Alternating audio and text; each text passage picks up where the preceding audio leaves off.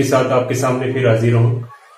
आज हमारा जो टॉपिक है, आपका जो चैप्टर चल रहा है, आपका थर्ड चैप्टर राजस्थान माध्यमिक शिक्षा बोर्ड की बायोलॉजी की 12th क्लास की बायोलॉजी की बुक का तीसरा जो चैप्टर हमारे पास यहाँ पे चल रहा था, उसी का वीडियो को हम आगे बढ़ाएंगे। जो हमारा टॉपिक चल रहा था इनकम्पेटिबिलिटी या असंगतता, उसी से जुड़ा हुआ एक नया टॉपिक है। अनिश्चितता से जुड़ा हुआ टॉपिक है असंगतता या अनिश्चितता, इसी से जुड़ा हुआ टॉपिक है। देखिए आपके जो सामने नया पराग स्त्री केसर पारस्परिक क्रिया, पराग स्त्री केसर पारस्परिक क्रिया, pollen pistol interaction, pollen pistol interaction. तो इसी के बारे में हम डिटेल से स्टडी करेंगे। पोलन पिस्टल इंटरेक्शन होता क्या है, पराग स्त्री केसर पारस्परिक क्रिया होती क्या है, इसके बारे में हम थोड़ी सी डिटेल से स्टडी करेंगे। उसके बाद में जो आगे का जो टॉपिक निषेचन का है वो हम पढ़ेंगे। फर्टिलाइजेशन किस प्रकार से होता है, प्लांट या एंजियोस्पर्म प्लांट के अंदर फर्टिलाइजेशन का प्रोसेस कैसा होता है, ये सारी प्रक्रिया इसी टॉपिक के अंदर, इस वीडियो के अंदर हम पढ़ेंगे। और इस वीडियो को आखिर तक देखिए ताकि आपको यह टॉपिक एकदम सही तरीके से क्लियर हो जाए और कभी किसी प्रकार की कोई दिक्कत नहीं आई। और इसके शॉर्ट नोट बनाइए और शानदार से इसका स्टडी कीजिए। देखिए वैसे देखा जाए तो ये पोलर पिस्टल इंटरेक्शन का प्रोसेस क्या है, इसमें आप देखिए पराग, पराग का मतलब है परागकण, परागकण, और स्त्री केसर, स्त्री केसर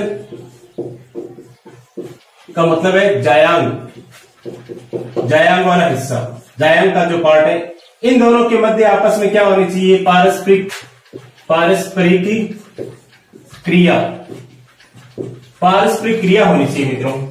इन दोनों के मध्य आपस में पारस्परिक क्रिया होगी। अगर दोनों में किसी भी प्रकार का पारस्परिक क्रिया हो रही है तो आगे का प्रोसेस निषेचन का होगा। लेकिन दोनों के मध्य आपस में पारस्परिक क्रिया नहीं हो रही है तो प्रोसेस अनिश्चितता का होगा, इनकम्पेटिबिलिटी का होगा। आप ये जानते हैं कि परागण की क्रिया के द्वारा परागकण वर्तिकाग्र की सतह के ऊपर चले जाते हैं और वहां जाकर के अंकुरित होते हैं।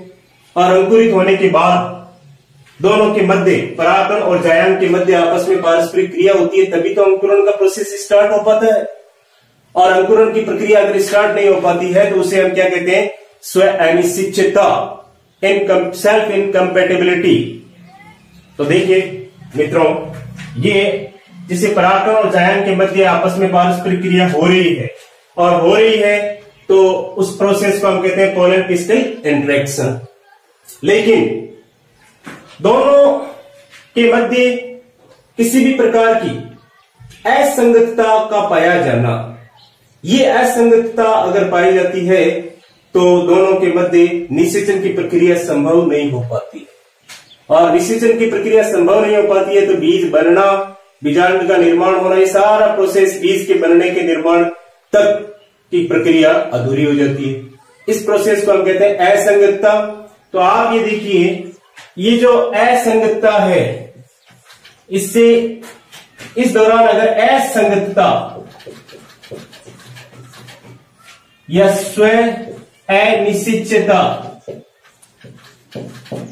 स्व अनिश्चितता उत्पन्न हो जाए, अगर स्व अनिश्चितता अगर उत्पन्न हो जाए या अनिश्चितता उत्पन्न हो जाए तो ये जो प्रोसेस होगा, दोनों के मध्य आपस में पारस्परिक क्रिया नहीं होगी और क्रिया नहीं होगी तो निषेचन की प्रक्रिया भी संभव नहीं होगी। तो हम यहाँ पे असंगतता की वजह से जो स्व अनिश्चितता पाई जाती है, इसका हम स्टडी कर रहे हैं। मुख्यतः हम जनरली देखते हैं ये स्व अनिश्चितता असंगतता के कारण कितने प्रकार की होती है, 2 प्रकार की होती है। देखिए ये जो स्व अनिश्चितता है ये मुख्यतः 2 प्रकार की होती है। तो इसमें हम स्टडी करते हैं 2 प्रकार की कैसे होती है पोलन पिस्टल इंटरेक्शन में। देखिए ये जो स्व अनिश्चितता है मुख्यतः 2 प्रकार की होती है। एक तो होती है आपकी युग्मकोद्भिद, युग्मकोद्भिद,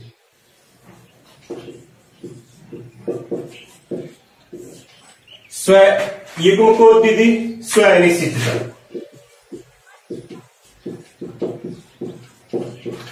गेमेटोफाइटिक सेल्फ इनकम्पेटिबिलिटी, तो याद रखना इसका नाम है गेमेटोफाइटिक सेल्फ इनकम्पेटिबिलिटी। और सेकंड है बीजाणुद्भिद, बीजाणुद्भिद स्व अनिश्चितता। देखो, स्व अनिश्चितता की क्रिया कुछ बहुविकल्पी जीनों के द्वारा नियंत्रित की जाती है, मल्टीपल एलील्स के द्वारा कंट्रोल की जाती है। इस स्व अनिश्चितता के द्वारा किसी भी पोलन पिस्टल इंटरेक्शन के अंदर आकारिकी और शारीरिकी फिजियोलॉजिकल एंड मॉर्फोलॉजिकल कैरेक्टर में परिवर्तन आता है। तो आपको ये पता होना चाहिए, ये जो स्व अनिश्चितता विभिन्न प्रकार के मल्टीपल जो एलील्स होती है उनके द्वारा कंट्रोल किया जाता है। बहुविकल्पी जो जीन्स होते हैं उनके द्वारा यह नियंत्रित किया जाता है। तो बहुविकल्पी जीनों के द्वारा नियंत्रित की जाने वाली स्व अनिश्चितता मुख्यतः कितने प्रकार की होती है? 2 प्रकार की, एक तो गैमेटोफाइटिक, दूसरी स्पोरोफाइटिक। पहले गैमेटोफाइटिक, दूसरी स्पोरोफाइटिक। ये स्व अनिश्चितता बहुविकल्पी जीनों के द्वारा नियंत्रित होती है। ये ध्यान रखना, ये बहुविकल्पी जीनों के द्वारा नियंत्रित होती है। ये जीन कहां पाए जाते हैं?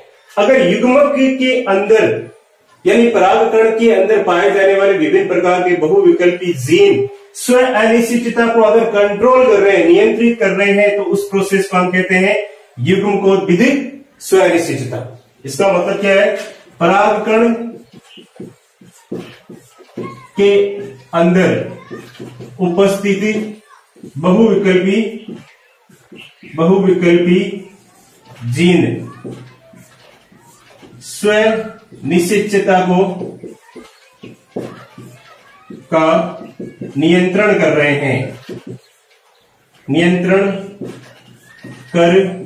हैं। तो इस प्रक्रिया को हम क्या कहेंगे? युग्मकोद्भिद स्व अनिश्चितता। दूसरा, बीजाणुद्भिद ऊतक के अंदर पाए जाने वाले मल्टीपल एलील्स। बीजाणुद्भिद ऊतक के अंदर पाए जाने वाले मल्टीपल एलील्स अगर सेल्फ इनकंपेटिबिलिटी को अगर कंट्रोल कर रहे हैं, स्व अनिश्चितता को नियंत्रित कर रहे हैं, तो उस प्रोसेस को हम क्या कहेंगे? बीजाणुद्भिद स्व अनिश्चितता कहेंगे। बीजाणुद्भिद ऊतक होता है ना, उस ऊतक के द्वारा ही परागकण का निर्माण होता है, और परागकण को निर्मित करने वाले जो ऊतक उसके द्वारा उसके अंदर पाए जाने वाले बहुविकल्पी जीन्स यदि स्व अनिश्चितता को नियंत्रित कर रहे हैं, तो इस प्रकार की जो स्व अनिश्चितता पाई जाती है वो क्या कहलाती है? बीजाणुद्भिद स्व अनिश्चितता कहलाती है। ये चीज आपको ध्यान में रखनी है मित्रों। तो ये आपको 2 प्रकार की बीजाणुद्भिद स्व अनिश्चितता यानी सेल्फ इनकंपेटिबिलिटी के बारे में आपने पढ़ा, gametophytic and sporophytic. Gametophytic, sporophytic 2 प्रकार की इनकंपेटिबिलिटी आपने पढ़ी है।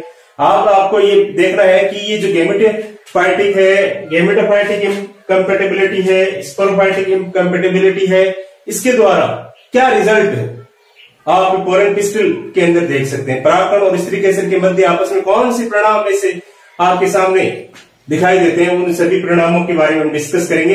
पहला देखो, परागकण का अंकुरण नहीं हो पाएगा। परागकण का अंकुरण नहीं हो पाएगा। दूसरा, परागनली की वृद्धि नहीं हो पाएगी। परागनली की वृद्धि, परागनली की वृद्धि नहीं हो पाएगी। अगर वृद्धि नहीं हो पाएगी तो ऑटोमेटिकली नर युग्मक वहां पे मादा युग्मक के पास नहीं पहुंच पाएंगे, अंडकोशिका तक नहीं पहुंच पाएंगे, भ्रूणकोश तक नहीं पहुंच पाएंगे।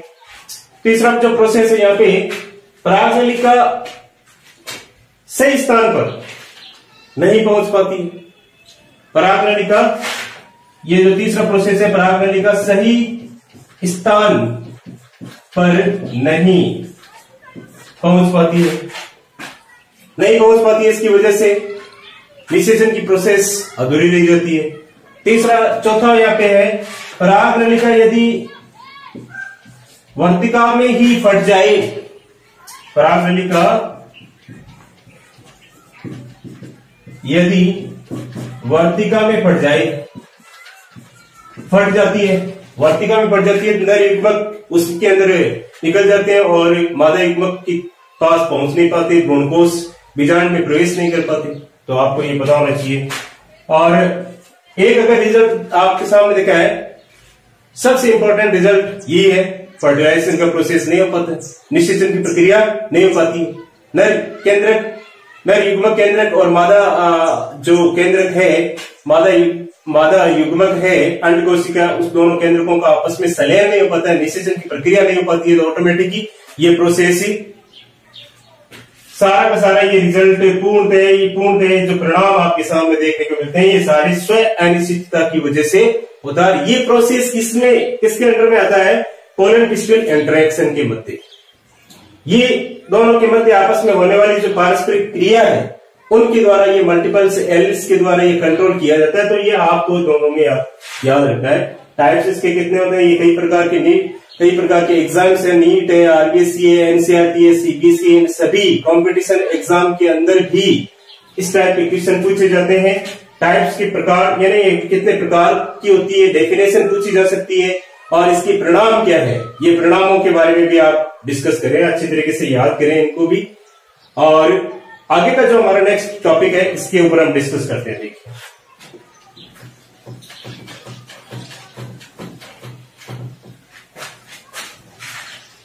ये जो टॉपिक है, आप पीछे की जो विद्यार्थी नए जुड़े हैं, उन विद्यार्थियों से मैं ये कहना चाहता हूं कि वो सभी पीछे की जो चैप्टर मैंने पढ़ाए हैं, उन चैप्टर को पूरा आप देखिए और शॉर्ट नोट बनाइए। शॉर्ट नोट आपके एग्जाम के अंदर बहुत इंपॉर्टेंट रोल प्ले करते हैं। परीक्षा के अंदर, एग्जाम के अंदर आप देखिए कि जो पहली रात को या पहले दिन जो रिवाइज आप कर रहे हो, याद की हुई चीजें अगर आप रिवाइज कर रहे हो शॉर्ट नोट के जरिए, तो आप बहुत अच्छे परसेंटेज बना सकते हैं। देखिए, अगला जो आपका टॉपिक है, निषेचन।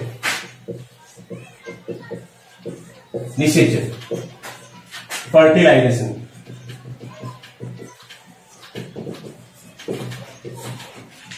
देखो, ये एंजियोस्पर्म प्लांट जो होते हैं, उनके अंदर फर्टिलाइजेशन का प्रोसेस आप जनरली देखते हैं कि जनरली जो प्रोसेस होता है, हम और किसी पार्कों के अंदर जो चैप्टर नंबर 1 था उसमें हमने स्टडी किया था किस प्रकार से इनके अंदर निषेचन की प्रक्रिया होती है, और इसी चैप्टर के अंदर हम भी स्पष्ट हम इसका स्टडी करेंगे।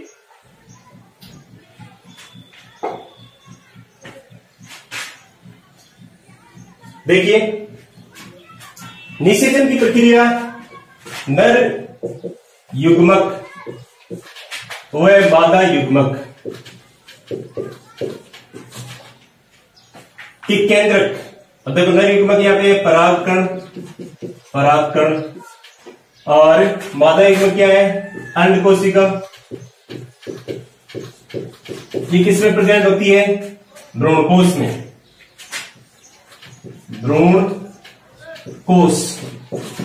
भ्रूणकोश में उपस्थित होती है। इसका जो केंद्रक है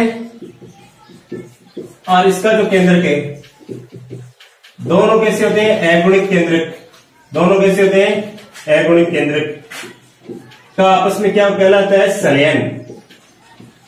संलयन का प्रोसेस होता है, फ्यूजन का जो प्रोसेस होता है उसको हम कहते हैं निषेचन। क्या कहते हैं?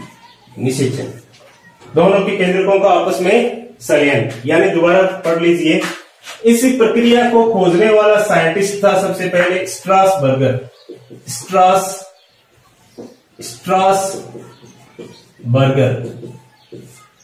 स्ट्रासबर्गर ने इस प्रोसेस को सबसे पहले 1884 में लीलियम नामक प्लांट, लीलियम एक एक्वाटिक प्लांट है, लीलियम पादप में सबसे पहले स्ट्रासबर्गर ने ये खोज की थी निषेचन की प्रक्रिया।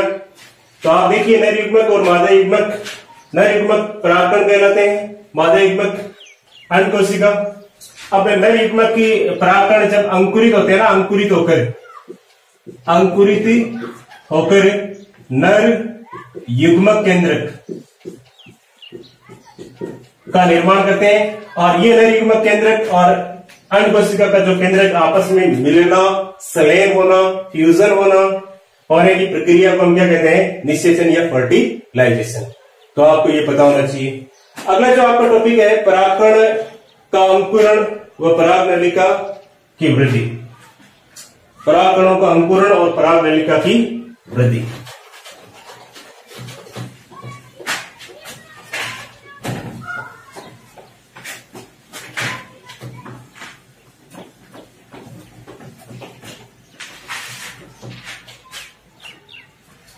पराग कणों का अंकुरण व पराग नलिका की वृद्धि। देखिए मित्रों, जैसे ये आपके सामने देखिए ऊपर की साइड ये पुष्प अंधेरी कार्ड में आपने स्ट्रक्चर देखी थी। ऊपर का भाग जो वर्तिकाग्र कहलाता है, वर्तिकाग्र। नीचे का भाग कहलाता है अंडाशय, अंडाशय। अब जैसे परागकण यहाँ पे आ गए इसकी वर्तिकाग्र की सतह के ऊपर, ये अंकुरित होंगे और वर्तिकाग्र की अंदर की साइड में पराग नलिका का निर्माण करेंगे, पराग नलिका का निर्माण करेंगे। देखो कई ऐसे पादप होते हैं जिनकी वर्तिका क्या होती है, संकुचित हुई होती है, या फिर कई प्रकार के उत्तक इसमें जमे हुए रहते हैं। तो वर्तिका के अंदर पाए जाने वाले, अंडाशय के अंदर जो उपस्थित इसके चारों ओर पाए जाने वाले एक विशेष प्रकार का जो एंजाइम है उसका नाम है पेक्टिनेज, पेक्टिनेज एंजाइम। ये क्या करता है, वर्तिका के उत्तक जो होते हैं ना, अंदर की साइड के जो उत्तक होते हैं बहुत ज्यादा मात्रा में, सघन मात्रा में फैले हुए रहते हैं, उन उत्तकों को क्या कर देता है, धीरे धीरे ये नष्ट कर देता है। इसकी वजह से वर्तिका के अंदर एक संकरी नलिका बन जाती है, और संकरी नलिका बन जाने के कारण ये वर्तिकाग्र की सतह के ऊपर परागकण, रेजिन है, वसा है, कार्बोहाइड्रेट पदार्थ है, ये सारे अवशोषित करके पराग नलिका का निर्माण करते हैं। और ये पराग नलिका अंदर जो अंडाशय में उपस्थित बीजांड है, इस बीजांड के द्वार की तरफ वृद्धि करती है। ये प्रोसेस विभिन्न प्रकार के अंडाशय, वर्तिका, वर्तिकाग्र के अंदर पाए जाने वाले विभिन्न प्रकार के रसायनों के द्वारा कंट्रोल किया जाता है। तो इस प्रकार पराग नलिका की जो वृद्धि होती है वो रसायन अनुवर्ती, कीमोट्रोपिक मूवमेंट है, रसायन अनुवर्ती, अनुवर्ती वृद्धि है ये, या गति है ये ध्यान रखना।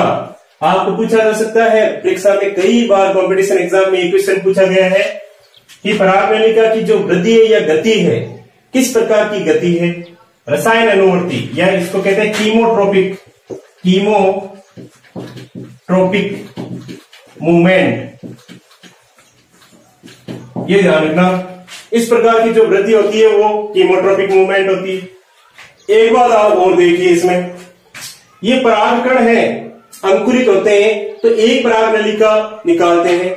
कुछ परागकण हम देखते हैं कि बहुत सारी पराग नलिकाएं निकालते हैं। यदि एक पराग नलिका निकल रही है तो एक नलीय परागकण कहलाएंगे।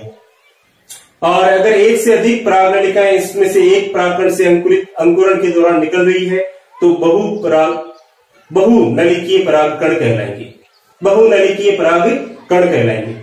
तो आप इसमें देख सकते हैं बहुनलिकीय परागकण भी इसमें पाए जाते हैं कुकुरबिटेसी कुल में, कुकुरबिटेसी कुल के जो मेंबर्स होते हैं जैसे काचरा है, मतीरा है, ककड़ी, इन सभी के अंदर कुकुरबिटेसी फैमिली आती है।